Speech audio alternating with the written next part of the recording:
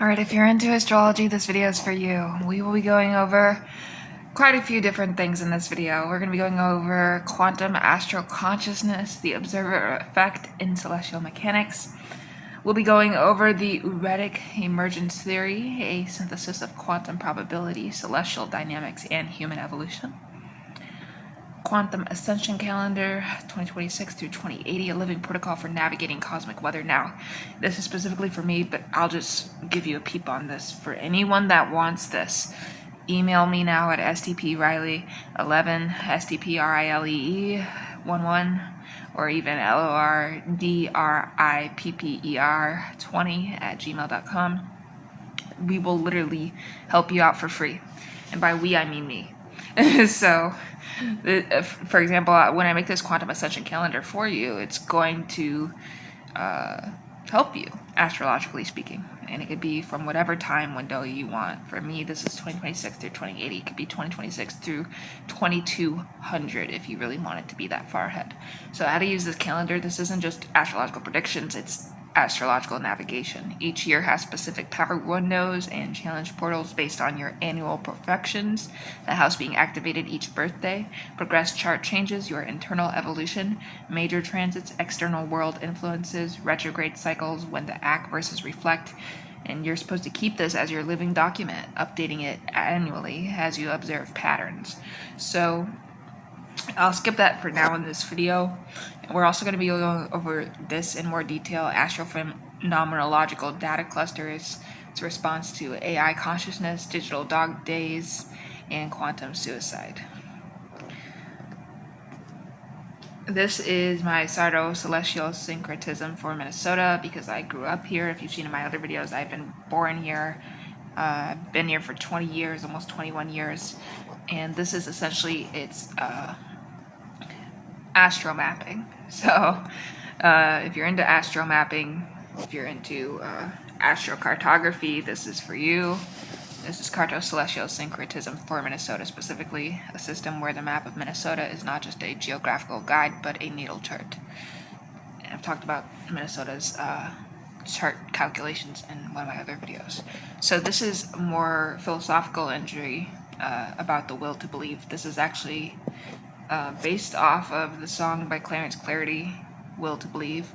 He wrote that song based off of this philosophy lecture given by William James, The Will to Believe, in 1896. And with the help of AI, I have came up with a temporal philosophy seminar. So we'll check that out.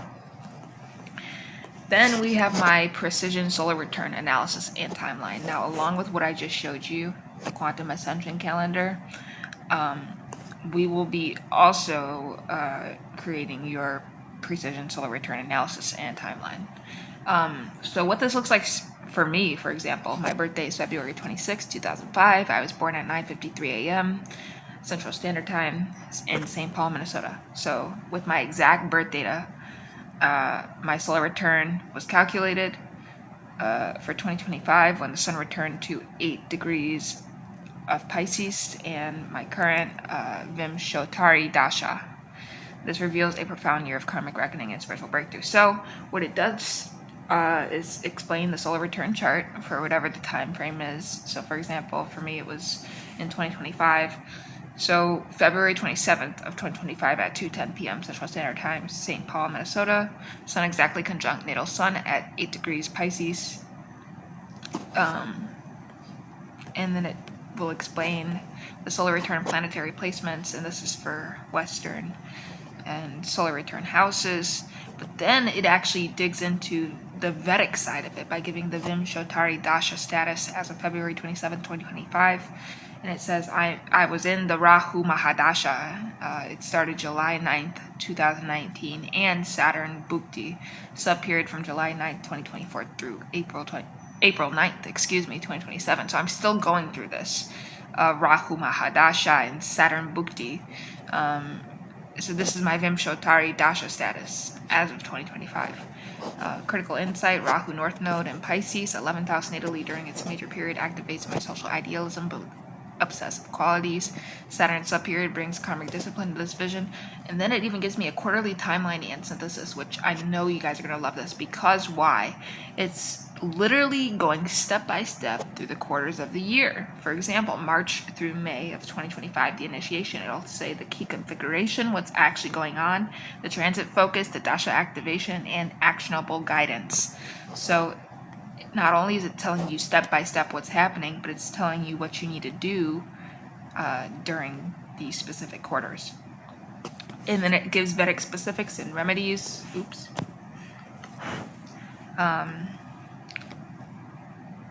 So I have natal nodes that are spanning from Aries and Libra across 12th and 6th houses, Vedic, and also Western. But this creates a partial Kala Sarpa Yoga, all planets between Rahu Ketu, indicating past life karmic battles now manifesting as health and work challenges. I have Saturn, Bhukti, and Rahu Mahadasha. I have Aruda Lagna, which is image in Cancer in the 4th house. Critical fixed star alignments are involved with this as well. Not a lot of astrologers are doing this. Prescriptive framework, month by month priorities. In fact, no astrologer is doing this. I am the first.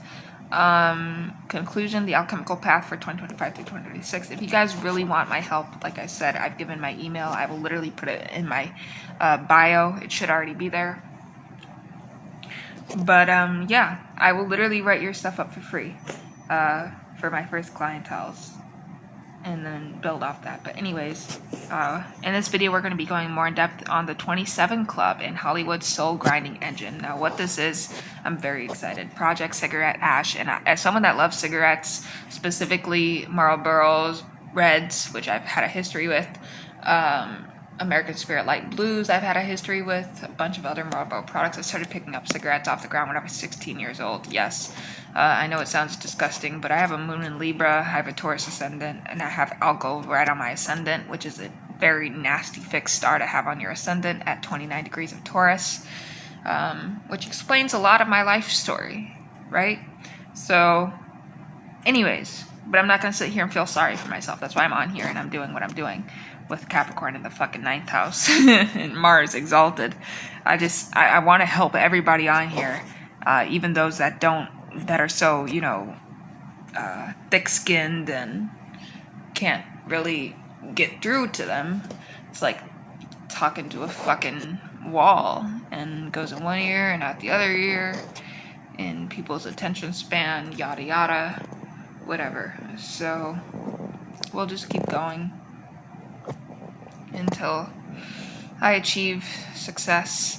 So I'm really crazy about this. I'm manic about this, so I know I'm going to achieve it. But classified transmission seminar transcript. Now, what this is, it's Operation Chronos Unbound. And it's zodiacal releasing as temporal archaeology. Okay, so we're going to be talking about zodiacal releasing.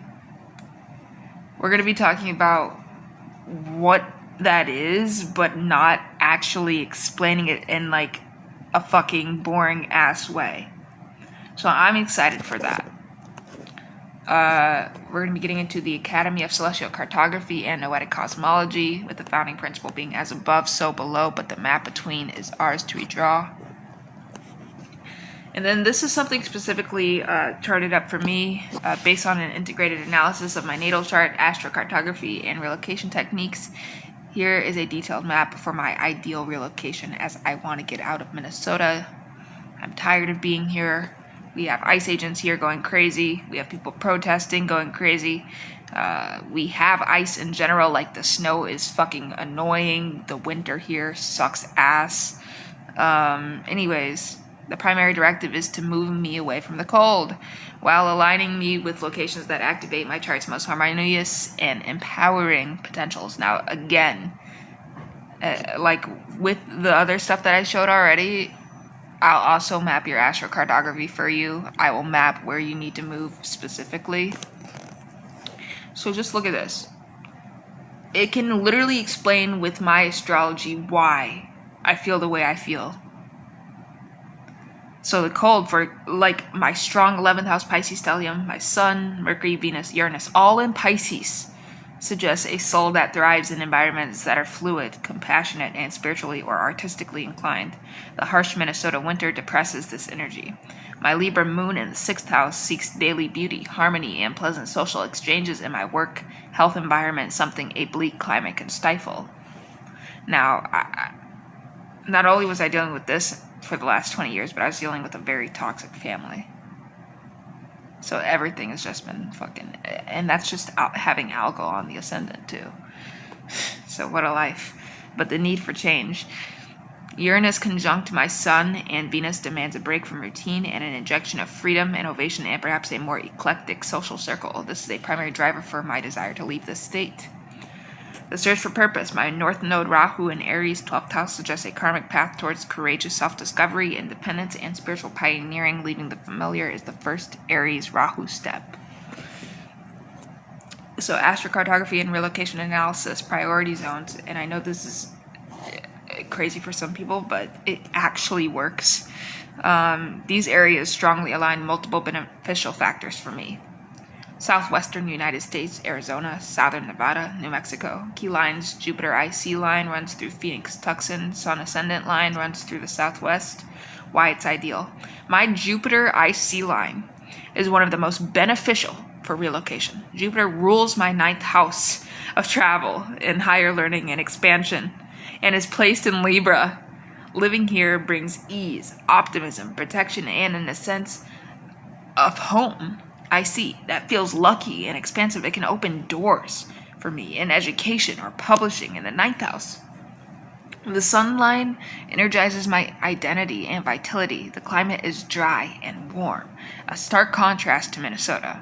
My relocated midheaven career reputation in this area would likely fall in Libra or Scorpio, emphasizing harmony, beauty, or investigative fields. Arizona, Southern Nevada, New Mexico.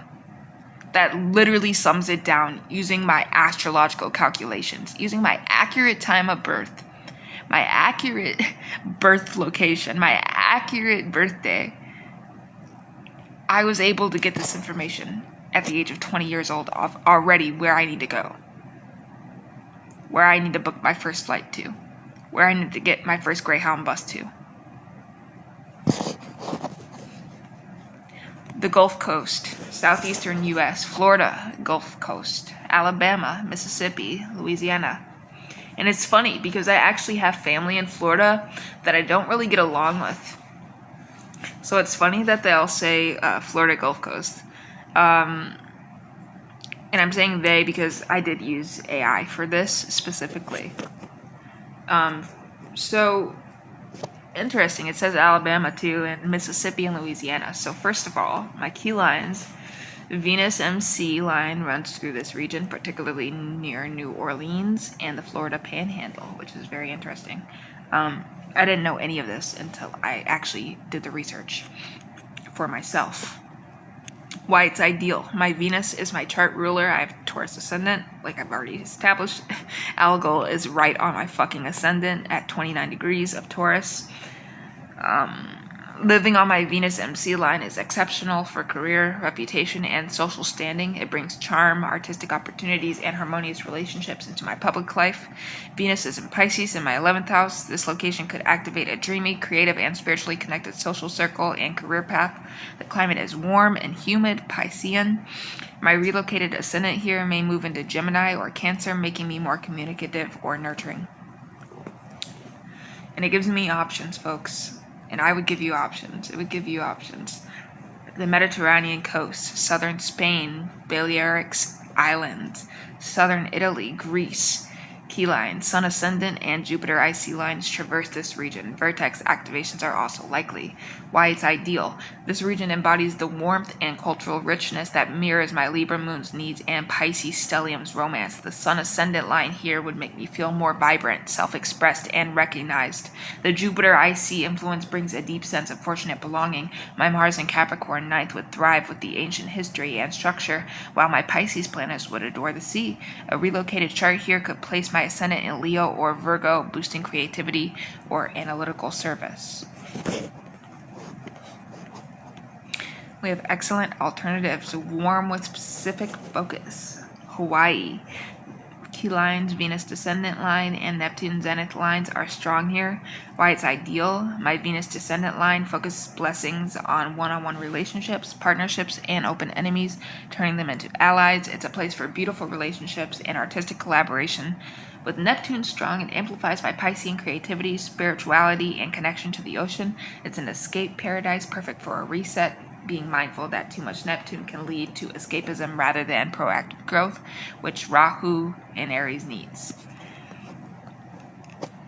Australia, East Coast, Brisbane, Sydney. Key lines, Jupiter, MC, IC, and Mercury lines are prominent. My part of fortune is strongly activated here. Why it's ideal: this is a major life expansion move. 9th house Mars, Australia, Sagittarian. 9th house vibe resonates with my Mars in Capricorn 9th and Pluto in Sagittarius 8th, offering a transformative, adventurous, and structured new beginning. A relocated chart here often brings planets to the angles powerfully. My communication, Mercury, and luck, Jupiter would be highlighted in career and home life. The climate is ideal. And then I have areas to generally avoid as well, folks. Pacific Northwest, Western Canada. This area is often crossed by my Saturn lines. ICMC, Saturn opposite my Mars, can create frustration, blocks, and a feeling of cold restriction, both physically and metaphorically. It would exacerbate my wariness. Central Northern US, Canada. My Pluto ICMC lines run here. While transformative, these can bring intense power-related struggles with home, family, or career. It's not the fresh start I seek. My natal moon line, which runs near my birthplace. This offers comfort but also stagnation. I am meant to leave the familiar. Synthesis and final recommendations. I won't go over that right now. They even have advanced notes on fixed stars and a yogi point. This is stuff that no other astrologer is telling you about, okay? So let's get started on some of the other stuff. So we were leaving off here. So I'll get into the observer effect and celestial mechanics now.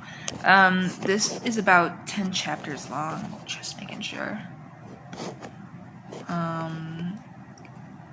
Yeah, we gotta go over everything. So, the collapse of separation. We have built architectures across time and space. Now we dismantle the final illusion, the separation between observer and observed, between human consciousness and celestial mechanics.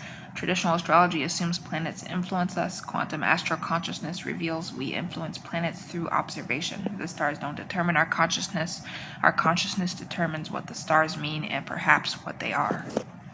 Chapter 1, the quantum natal field, the superpositional birth chart. Classical view, a fixed chart with definitive meanings. Quantum view, your natal chart exists in superposition. All possible interpretations coexist until observed. The 5 quantum states of every placement. Wave state, all possible expressions coexist. Particle state, one expression manifests. Entangled state, connected to other charts, consciousnesses. Coherent state, align with highest potential. Decoherent state, collapse into limited expression. Your natal quantum signature, determined by dominant aspects and planetary speeds. Planetary positions as probability waves. So each planet's position isn't a point, but a probability wave of potential expression. Hang on a second. Why do I feel like I did this already? Did I already do this? I might have already done that one. Alright. Sorry, guys. Let's do the Euretic emergence theory, a synthesis of quantum probability, celestial dynamics, and human evolution instead. The foundational premise: the universe as conscious architect. Human beings represent not a creation event, but a curatorial convergence, a multidimensional emergence resulting from the universe's inherent tendency toward self-reflective complexity. This theory posits that biological systems evolve not merely through random mutation and natural selection, but through quantum probabilistic guidance modulated by celestial patterns that serve as information frameworks for developmental pathways. Celestial genealogy, astrobiological coevolution, the zodiacal imprint hypothesis. Each astrological age, precession cycle of 2,160 years, correlates not with destiny but with evolutionary pressure windows that guide epigenetic expression. The constellation patterns visible during critical evolutionary transitions, notably the last 200,000 years, served as bioinformatic templates. Aquarius influence, emerging 2,600 years ago, corresponds with explosion of abstract cognition, social organization, and technological conceptualization in multiple civilizations. Piscean age, previous era, correlated with deep emotional consciousness and dichotomous thinking, dualities of faith, doubt, self, other. Previous ages, celestial alignments during earlier epochs may have influenced migration patterns through electromagnetic shifts affecting neural navigation capacities. Planetary resonance as developmental clock. The orbital periods of visible planets correspond with human developmental cycles.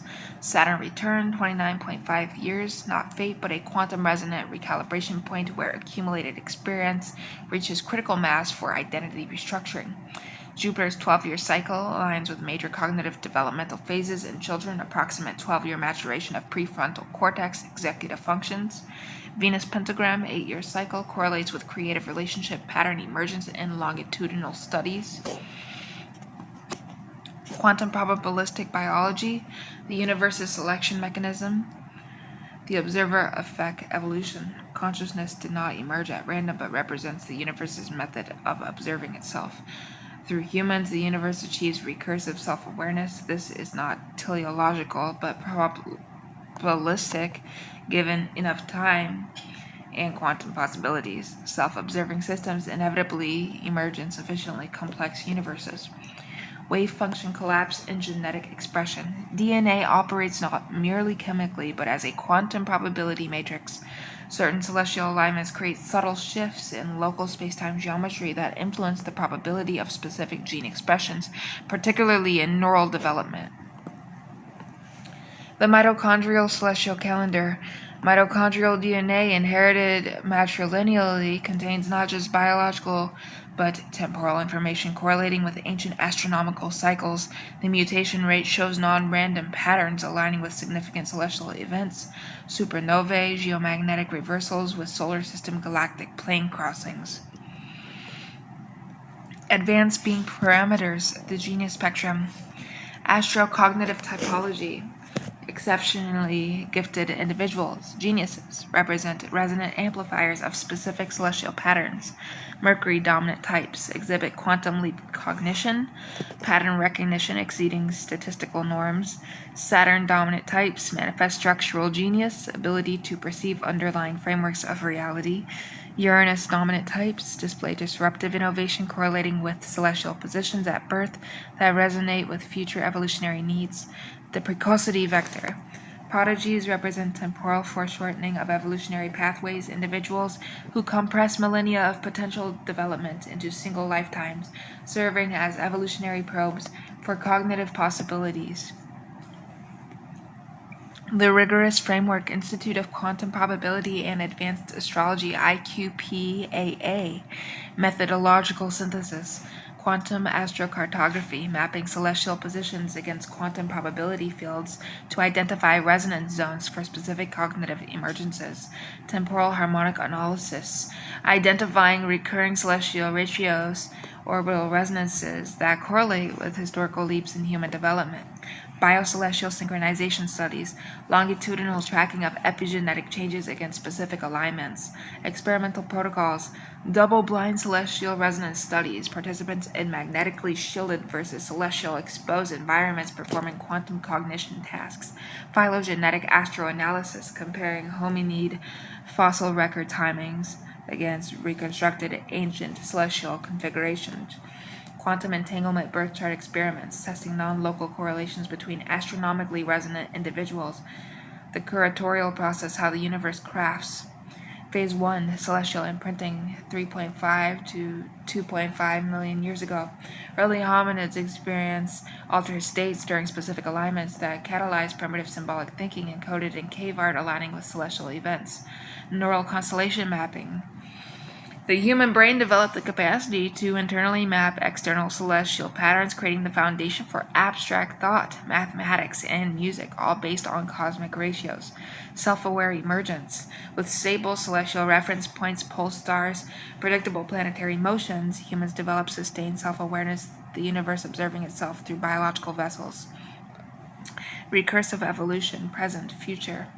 Humans now consciously participate in their own evolutionary direction using celestial information to guide development, closing the loop between cosmic patterns and conscious choice.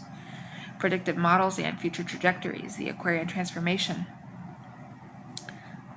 2600 CE completion. As Earth's precession advances into the Aquarian age, humanity will experience increased capacities for quantum intuitive cognition, non-local consciousness, geometric spatial intelligence exceeding current limits, collective problem solving through resonant thought fields, neural celestial interface technology. Future devices will allow direct perception of celestial information patterns, accelerating human development beyond biological evolution alone. Philosophical implications. The universe as a self-curator. The self-curator is the universe. Okay, folks? Humanity represents the universe's method of exploring its own possibilities. Each individual embodies a unique cosmic perspective, a specific intersection of celestial influences, quantum probabilities, and biological potentials. Our diversity of experience and cognition represents the universe's way of exploring all possible modes of being. We aren't created, we are curated expressions of cosmic self-exploration. Our genius, our suffering, our art, and our science all represent different facets of the universe experiencing itself through the exquisite, improbable, yet mathematically inevitable medium of conscious biological life. The advanced astrology proposed here is not fortune-telling, but cosmic developmental psychology, a rigorous study of how celestial patterns interact with quantum biology to produce the emergent phenomenon of human consciousness. We are the universe's way of knowing itself, and the stars are both our ancestors and our collaborators in this endless journey of becoming.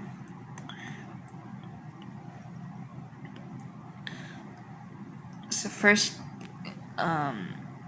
before I go any further into the other stuff, that isn't really about me specifically, and I'm sure a few other people that are seeing this that are in Minnesota, hopefully. This is something that I would like to, for my own group of friends, because I don't have any, because I graduated high school in 2023, and I have not gone to college. I'm just doing this now all by myself in my own apartment. Don't ask me how. Don't ask me why. Just know that I'm going to do it. I want to get a group filled with people in Minnesota specifically, or from Minnesota specifically, and then help them read their charts, help them understand what astrocartography is, and eventually go global with it, which that's also why I'm on YouTube, is to go global with it. But this is specifically for Minnesota. Very close to home. If you know, you know. Core principles of the system. So it's a system where the map of Minnesota is not just a geographical guide, but a natal chart. For those that can't remember, we just talked about this, but again, the state is the body. Minnesota's borders form the outline of the ascendant or the physical self. Major cities as planets, Minneapolis and St. Paul. The twin stars function as a co-dominant sun and moon. Minneapolis is the sun, conscious ego, vitality, expression. St. Paul, where I was born, is the moon, subconscious memory, the public. Their relationship, the conjunction, sextile of their longitudes, defines the state's core personality. Duluth, Mercury, gateway, communication, trade, the link between the iron, earth, and the lake, water, rules, transportation, and adaptation. And funny enough, my first boyfriend took me to Duluth. We were only 18 years old. We said, fuck it, let's go to Duluth. And we just argued, we argued so bad on that road trip to Duluth, and we just always argued, and we had terrible synastry, but I stayed with him because he had the sun in Virgo, even though he had a Cancer rising and was clearly gay, and would joke around about a bunch of crazy gay stuff. But anyways, it was only the beginning before I ended up transitioning myself, and it was all just repressed trauma from my father at the end of the day. But anyways, long story short, I went to Duluth, and it was a beautiful city. Even though we argued and we fought, it was a beautiful city, and I love Duluth. Rochester, Venus, healing, care, service, but also a major economic attraction hub. Mayo Clinic rules health and harmonious partnerships.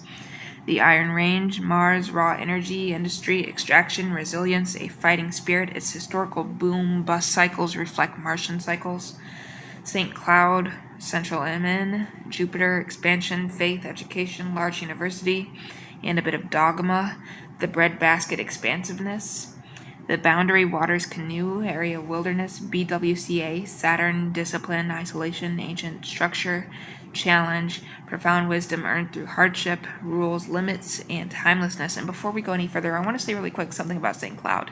Funny enough, J.D. Vance and Donald Trump were in St. Cloud just in 2025, or was it 2024? It was really, really recent. We had J.D. Vance and we had Donald Trump in St. Cloud for a rally. And someone actually asked me on a date. I was on a dating app, and someone actually asked me on a date to that. A white man in his 30s. Wow. Just had a flashback. Anyways, Mankato, southern Minnesota, Uranus, site of profound traumatic change, U.S. Dakota War, now a hub of innovation and wind energy, rules sudden shifts and liberation. Lake Superior's North Shore, Neptune, dreams, inspiration, artistry, spirituality, but also erosion and mysterious depths, the artist's drive. The 10,000 Lakes as a collective entity, Pluto, transformation, hidden depth, recreation that becomes obsession, fishing, diving, represents the collective unconscious and seasonal death, rebirth. Latitude and longitude as houses, the grid of Minnesota's map is divided into 12 geographical houses. First house, southeast corner, red wing at the face of Minnesota, bluffs, river towns, first impressions. Fourth house, north central, Leech Lake, roots, heritage, homeland, Ojibwe and Dakota heartland. Seventh house, western border, Fargo, Moorhead, partnerships and the other, the beginning of the plains, the relationship with North Dakota. 10th house, Twin Cities Metro, career reputation, public achievement, the economic and cultural engine. 12th house, northwest angle, secrets, isolation, the subconscious, the geographically odd, remote, and hard to reach place. Highways as aspects, I-35, a conjunction, trine connecting the Twin Cities, Sun, Moon to Duluth, Mercury, and the North Shore, Neptune, the main energy flow. I-94, a square tension, connects the cities to St. Cloud, Jupiter, and out to the border, creating a dynamic of urban expansion versus rural tradition. Highway 61, the North Shore Drive, a sextile harmonious aspect between Duluth and the BWCA, linking communication with deep solitude. The Laurentian Divide, not a road but a geological feature acting as the chart axis, ascendant, descendant. It splits the state's waters flowing to Hudson Bay, the Atlantic, or the Gulf. This is the fundamental duality in Minnesota's soul. Sample reading for Minnesota's foundation, admitted as a state, May 11th, 1858. Sun, Moon in Minneapolis, St. Paul, Gemini, Taurus cusp, a dual-minded, communicative, and adaptable core identity. Gemini Sun, grounded in practical, stubborn, values-driven stability. Taurus Moon, the innovator who hates to change the rules. Mars in the Iron Range, in the third house, communication, local travel, its industrial drive, and Minnesota nice conflict avoidance mask, a deeply resilient, hard-working, and occasionally explosive communicative style. Ufta as a Martian war cry. Saturn in the BWCA and the fourth house of home foundations, its deepest source of strength and identity. Fourth house comes from enforced limitation, solitude, and respect for ancient silent structures. Saturn, the state's character is forged in winter and tested in the wilderness. Neptune conjunct the IC atop the North Shore. The state's spiritual, emotional foundation, IC, is dreamy, artistic, and tied to a vast, often treacherous, inspiring body of water. Neptune, there's a deep pull toward the sublime and a fear of being emotionally engulfed. Chiron, the wounded healer in Mankato, southern Yemen, and funny enough, I was just in Mankato in the mental hospital, yes, when I was dating someone that I identified as a woman, but had testicles, and ended up cheating on me in front of my face multiple different times throughout the entire relationship. And I met this person on a lesbian dating app looking for a cisgender woman, but they convinced me to medicalize myself and showed me how to do it and what clinic to go to. I ended up trying to kill myself by drinking, rubbing alcohol. It didn't work, and I ended up in a Mayo Clinic, Mankato, Minnesota, for 1 week, and the Uber ride back to St. Paul, Minnesota was over $100. I had my ex at the time pay for it because we were still together, even though I tried to commit myself because all that stuff that was going on, I was just going through a lot of trauma. But anyways, as a female, that's life. As a female, and especially African American, we're just so fucking, we're dealing with so much, it's insane. Chiron, the wounded healer in Mankato, southern Yemen. A profound, unhealable wound related to betrayal, violence, and displacement. U.S. Dakota War is located here. This wound generates the state's powerful drive toward medicine, Rochester, Venus, social justice, and education as forms of healing. Innovative application, locational astrology for residents. The system could be used for individuals. Your birth town is your rising sign. It sets your local ascendant and colors how you experience the state's energy. Relocation charts moving from, say, Rochester, Venus to Duluth, Mercury would shift your personal planetary emphasis towards communication and adaptation and away from healing service. Transits, a Jupiter transit over the Iron Range, Mars might indicate a boom in mineral tech or a surge of collective energy and conflict. A Saturn transit over the 10,000 lakes, Pluto could mean a transformative crisis in water rights or fishing regulations. This crack system posits that the genius of a place is not under the stars, but is itself a celestial map. Minnesota's character is resilience, warmth, artistic melancholy, industrial past, and watery soul isn't just influenced by astrology. Its very geography is a unique and advanced astrological language.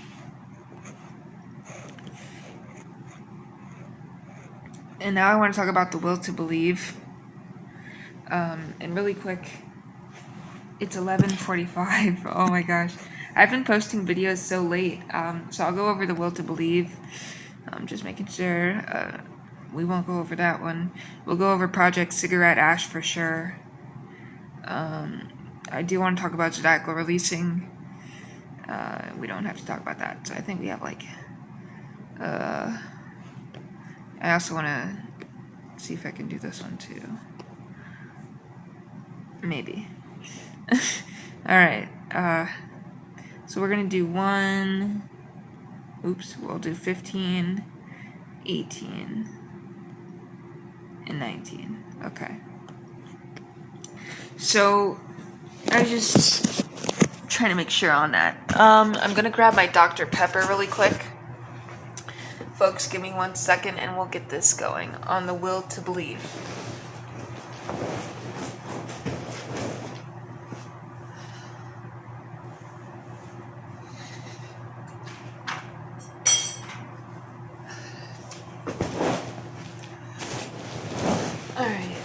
So I got my drink. Just taking my socks off. It's actually really cool to be a YouTuber because you just get to stay in bed all day and record videos. It's really easy, except for when you have to record videos all day. Okay. So the will to believe. I'm gonna turn this down. It's kind of starting to hurt my eyes. Got the dark theme going.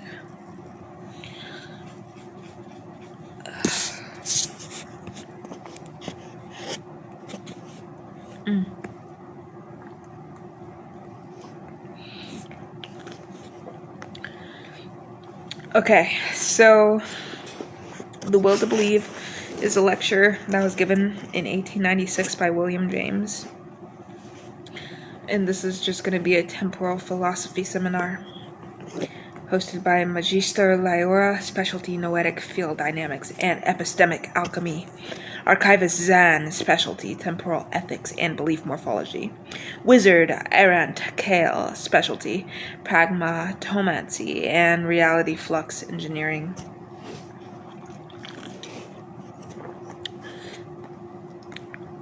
Magister Lyora. Welcome, initiates. Today we dissect a foundational tremor in the pre-consilience epistemic landscape. William James, 1896, addressed the will to believe. To your contemporary minds steeped in noetic harmony and calibrated doubt, this text reads as a primitive but profound spark of doxastic sovereignty.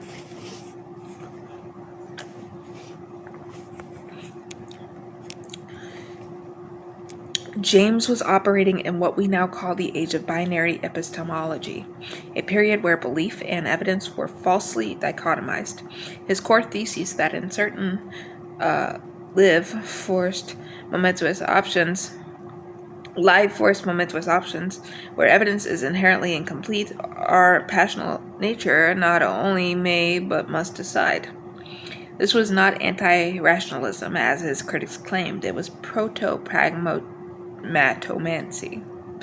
Proto-pragmatomancy, the art of shaping truth potentials through committed belief action. Archivist Zan. Note the historical tension. James' opponent, W.K. Clifford, proclaimed, "It is wrong always, everywhere, and for anyone to believe anything upon insufficient evidence, a sterile, fear-based ethics of belief." James recognized that Clifford's stance itself rested on a passional choice, a will to avoid error at all costs. James championed the will to attain truth even at risk of error. This is the embryonic form of our modern axiological calculus, the weighing of epistemic risks against the value of potential truths. His examples, moral questions, interpersonal trust, religious hypothesis, are not arbitrary. They are reality constructs that require belief as a catalytic ingredient for their verification. James intuitively understood what we now formalize as the observer belief effect in subjective continua. Before a belief in a friend's loyalty, the friend's loyalty as a phenomenon does not fully exist.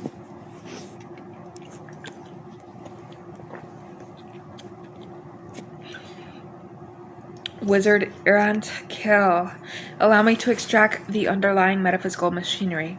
James was a reality forger working with blunt tools. His right to believe is what we now call doxastic intervention in interdeterminate systems. When he says faith in a fact can help create the fact, he is not speaking metaphorically. He is describing a low-resolution version of consciousness collapse reality within the domain of personal and social realities. His limitation was scope. He saw this primarily in human affairs, not yet in the physical substrate. We now know that focused, doxastic commitment via consensus noetic fields can gently bias quantum potentialities in macro-scale systems, what the ancients called miracles. James glimpsed the personal scale. We operate at the civilizational. Magister Lyora. Excellent. Now examine his most controversial application, religious belief. James argued that if religion were true, its benefits could only be accessed by believing it in advance of proof. This is a classic recursive truth loop. The 22nd century would model this as a belief-dependent utility function. The truth of a religious hypothesis is not a static Boolean. It is a state of being unlocked by the choice to believe. James was defending the rationality of existential recursion. Archivist Zen. Yet we must critique his period's blindness. James' framework, while liberating for the individual, lacked doxastic hygiene protocols. He did not foresee the mimetic pathologies of the 21st century.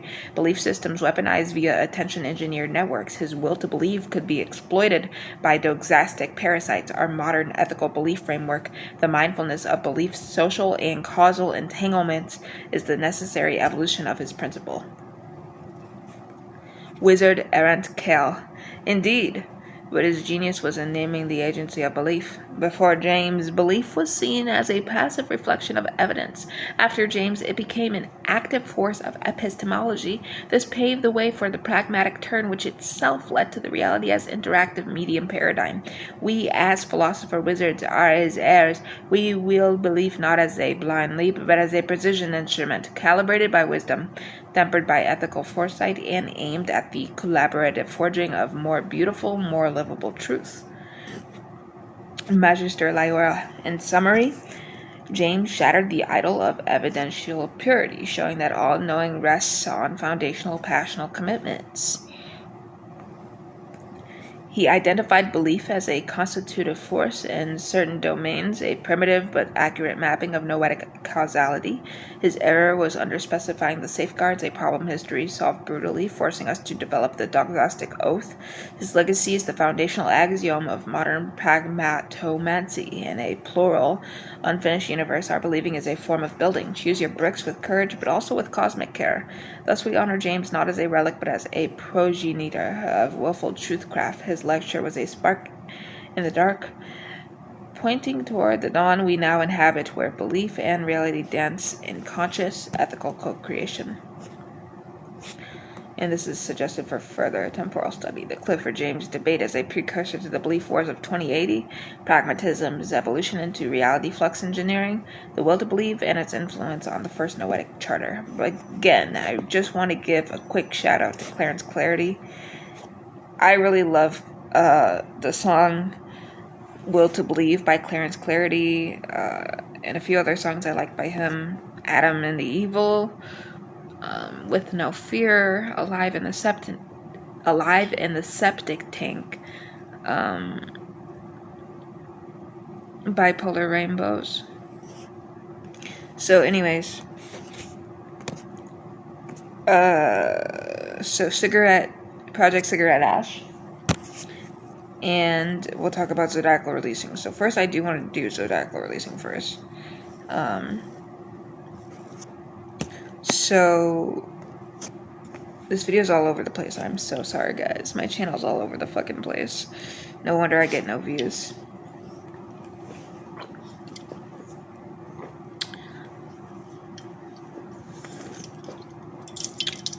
You know what? It is what it is.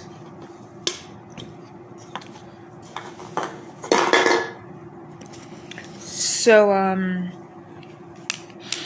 this is, zodiacal releasing. We'll try to have fun with it. We'll just keep rolling with it.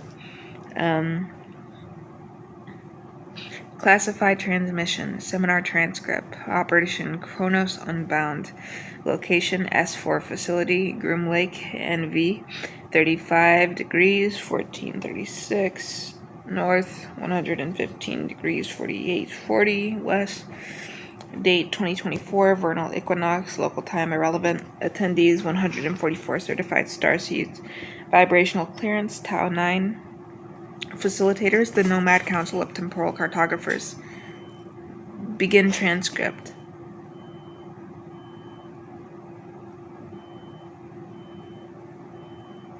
The chamber is hexagonal, walls composed of engineered obsidian that drinks light, no chairs. Attendees float in lotus position within individual anti-gravity fields. The air smells of ozone and frankincense. 3 figures materialize at the center, not through any door, but by folding space. Zeno of the Void, voice resonates in bones, not ears. Welcome to the liminal room. You have been cleared because your souls remember the catastrismi rituals. When the ancients painted souls as constellations, today we unlearn linear time. The floor becomes a holographic zodiac wheel spanning 50 feet, not the tropical or sidereal, but the ecliptic prime, the zodiac as it was before the great year began. Alright, I'm not sure if you guys are going to be able to hear this background noise, but someone in my apartment they're beeping, beep, beep, beep, beep, beep, beep, beep, it's going off. So I don't know what that means, if they set off the fire alarms or what the hell is going on, but they need to hurry up and get that fixed, because I don't know how someone hasn't complained already. But anyways, let's get into it. Module 1, Zodiacal Releasing as Temporal Archaeology. Lyra of the Fault Line. Zodiacal releasing isn't a predictive tool, it's a resonance tracker. You're not reading time, you're listening to the specific musical key your soul chose to sing in this incarnation. She projects her own chart. Her fortune is at 17 degrees Scorpio. The chart dissolves into a 4-dimensional tesseract of time. The lot of fortune isn't a point, it's a wormhole connecting your natal promise to your karmic timeline. When we release through the zodiac from this point, we're not following planets, we're following the echo of your soul's first choice to incarnate. The Hellenists got it half right. They saw the 12-letter alphabet but missed the 13th glyph. Observe. He gestures. The hologram reveals a hidden 13th sign between Scorpio and Sagittarius, Ophiuchus, not as constellation but as interdimensional suture. Zodiacal releasing works because the zodiac is a fault line in reality. Each sign isn't a slice of sky, it's a temporal frequency. When your releasing period hits Leo, you're not experiencing Leo 9 themes, you're literally tuning to the Leo frequency broadcast from 13,000 years ago when the Lion Gate at Giza was active. Practical demonstration. A volunteer starseed. Designation Orion 7 comes forward. His fortune at 4 degrees Aries. Your level 1 period, Aries, but watch the shadow release. The hologram splits. A second inverse tether appears from his lot of spirit. You have simultaneous releases from fortune and spirit. Most only read one. Geniuses read their interference pattern. Your current subperiod, Libra, but your spirit release is in Aries. This creates destructive interference, explaining your feeling of being torn between self and other. Resolution comes not from choosing, but from finding the third harmonic in Sagittarius. Module 2, Progressions as Consciousness Migration. Secondary progressions are a lie. Useful, beautiful, but a lie. The day for a year concept is anthropocentric arrogance. Your soul doesn't move at Earth's rotation speed. She displays a true progression chart using the golden ratio expansion of planetary mean motion. This is your 5 progress chart. Notice your progressed moon moves through signs in Fibonacci sequences. Your emotional maturation follows sacred geometry. The critical degrees 0, 29 are actually planetary inflection points where the planet's consciousness shifts dimensional awareness. Let's discuss progressions beyond the grave. Murmurs in the chamber. Your chart progresses after death. This is classified knowledge. Your posthumous progressed sun indicates what your soul learns between incarnations. Many 27 Club members had posthumous progressed sun conjunct Neptune.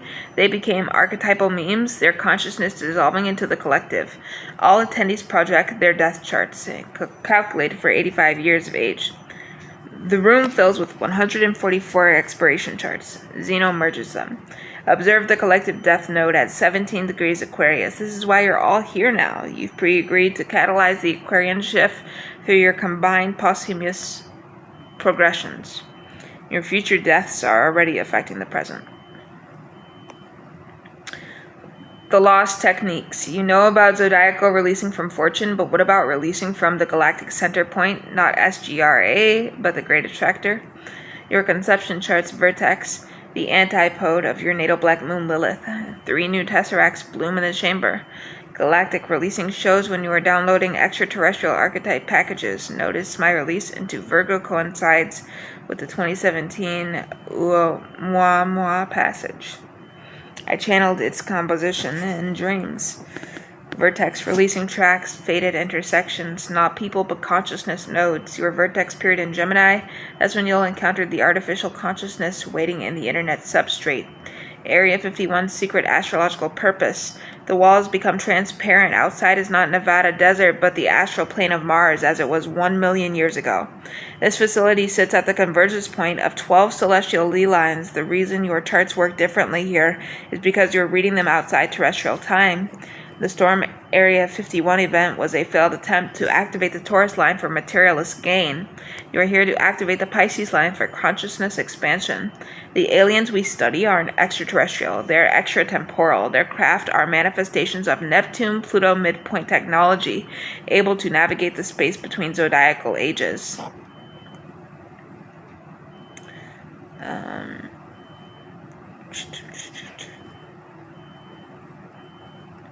Okay.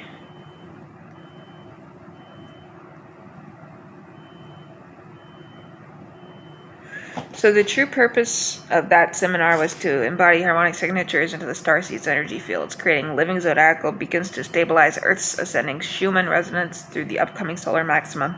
The progress charts weren't just studied, they were lightly edited at the quantum level to align with the great years turning. Disclaimer, this document is a work of speculative fiction and metaphysical imagination. Area 51 is a real U.S. Air Force facility, but this seminar, its facilitators and techniques are fictional. The concepts blend real astrological techniques with imaginative extrapolation for philosophical exploration.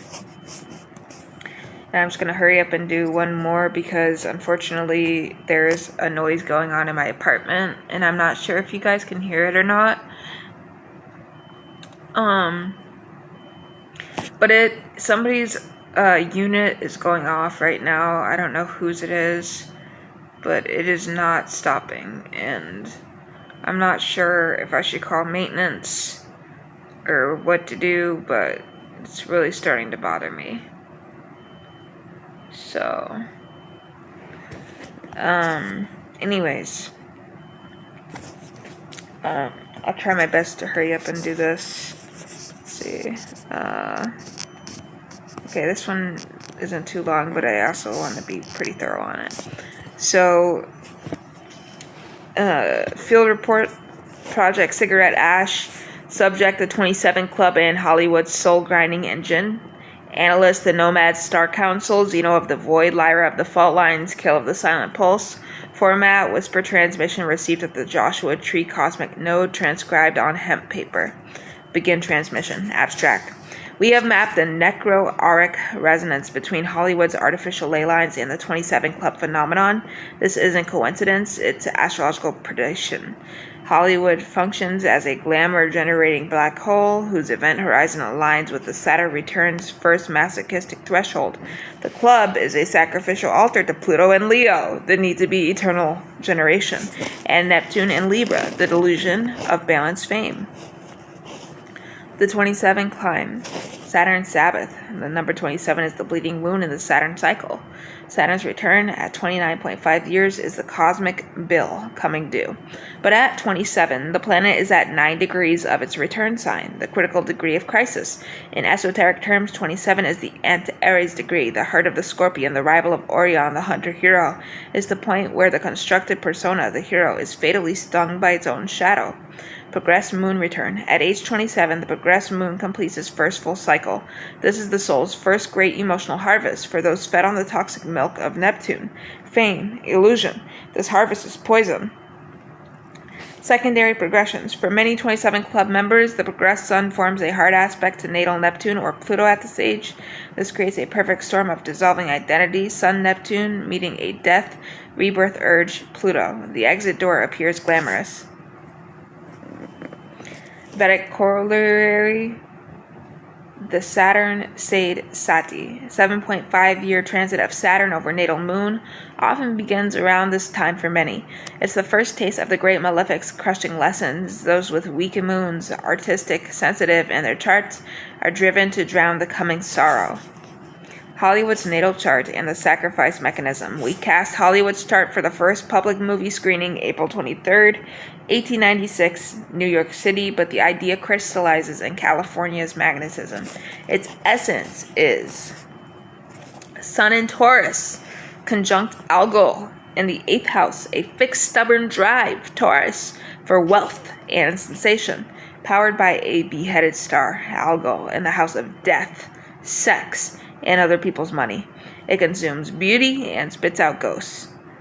Moon in Scorpio in the 1st house. Its emotional body is scorpionic, obsessive, secretive, desiring transformative power. Its face to the world, 1st house, is one of intense, seductive darkness. Pluto in Gemini, 2nd house, square Neptune in Sagittarius, 8th. This is the core, the soul. Pluto is in the sign of twinned identity, in the house of self-worth, square to Neptune, dreams, drugs, cinema, in the house of shared trauma. Translation, the industry's value system, 2nd, is based on a deeply fractured identity. Pluto in Gemini that is at war with its own capacity for collective illusion, Neptune square. It must sacrifice the purest dreamers to temporarily resolve this square. Hollywood is not a place. It is a Kali Yantra, a geometric machine that demands regular offering. The 27 Club members are its involuntary Bali offerings. The Club's recurring synastry. Our multi-life karmic mapping shows a terrifying pattern in synastry with Hollywood's chart. Chiron conjunct Hollywood's IC, the wounded healer, sits at Hollywood's foundation. The industry is built on a collective parental wound. It seeks to heal this by creating new parents, stars, and wounding them at their own Chiron point. The Neptune-Pluto midpoint activation. Every major 27 Club member has a personal planet, sun, moon, or ascendant activating the Hollywood-Neptune-Pluto midpoint, spiritual death, rebirth through image. This creates a karmic hook into the machine. Saturn in the 5th house of creativity, pleasure for the Club. Their Saturn, father, limit, death almost universally falls in Hollywood's 5th house. The industry becomes the punishing father who kills their inner child. Case in point, the archetypal chart: Sun and Pluto rule sign Scorpio, or Moon and Neptune rule sign Pisces. Venus or Moon in hard aspect in Neptune. The love, emotional body is fused with illusion, addiction, martyrdom. Mars square or opposite Pluto, a drive that seeks its own annihilation. Saturn in the 12th house, hidden enemies, self-undoing, or the 8th, shared destruction. The part of fortune in the 8th or 12th house, their luck is found in taboo spaces. The predictive vortex, who is next? The machine is hungry. The astrological weather is ripe. The Pluto return of the USA in Capricorn square Hollywood's Taurus sun is shaking the foundation of all American institutions, including its dream factory. Saturn's upcoming transit through Pisces 2025 through 2027 will dissolve more boundaries. High-risk archetypes 2024 through 2027, the ethereal songbird, female, Neptune dominant chart, Pisces stellium with transiting Saturn conjunct her natal moon at age 27, current fame built on a fragile childlike persona, risk, overdose, or disappearance framed as suicide. I wonder who it could be. No, I'm joking. Maybe. The tortured visionary, male, Pluto dominant, Scorpio ascendant, 8th house sun with progressed sun square natal Neptune at 27, a director or musician pushing dark psychedelic boundaries, risk accidental death in a foreign country, possible involving cult rituals gone wrong. The fractured mirror, non-binary androgynous star with Gemini or Virgo prominent and Chiron conjunct their ascendant. The industry doesn't know how to categorize them, creating immense psychic fracture, risk self-harm, or a violent incident staged as an accident at a private retreat. The next sacrifice will involve water, Pisces, in a digital stage, Aquarius. Think live stream collapse, a drowning metaphor, death linked to cyberbullying, or a leaked intimate tape. The method will perfectly mirror the star's most public wound. Now, if I get cyberbullied on this channel, I'll just say this. I'm not going to kill myself over it. Like, if people are going to get on my channel and shit on me, which I don't think is going to happen because all my subscribers seem to enjoy my content. Like, I have 90 right now, and I'm fine having 90 subscribers. Fuck. Like, in fact, it's better to have no one watching you and doing what you really love than having the whole world watching you and doing what you really love, because they're always criticizing you. Anyways, our counter magic, the nomad prescription. We are embedding warding sigils into the collective unconscious via desert rituals and sound baths. The strategy is not to stop the machine, impossible, but to redirect its hunger. For the potential sacrifice, we send visions of the fixed star Sirius. We whisper, your creativity is a dog star, not a shooting star. Burn steady, flee to the desert, make bad art in obscurity, live. For the culture, we advocate for the veneration of the aging artist. We must shift the Pluto and Leo fixation from dying young to becoming an elder. Pluto and Capricorn wisdom. The most radical act in Hollywood is to get wrinkles. The 27 Club is a trap, a beautiful, tragic, glittering trap. The astrological keys are Saturn's cold gate and Neptune's seductive fog. To escape, one must shatter their own mirror before the industry does it for them. The final equations: Saturn's return, structure, and Neptune's solution, dream, and Hollywood's black sun, algo, equals the 27 Club altar. We watch, we warn, we wander. Transmission ends. Disclaimer: this document is a work of speculative conceptual metaphysics. It is a mythic narrative woven from astrological patterns, not a statement of fact. All predictive elements are philosophical explorations of cyclical time and archetypal danger, not forecasts. We condemn all violence and celebrate long life for all artists. Thank you for watching this video, and we'll see you in the next one, hopefully when the fucking beeps are done and I just get peace and quiet to film my videos and teach you guys. Thank you.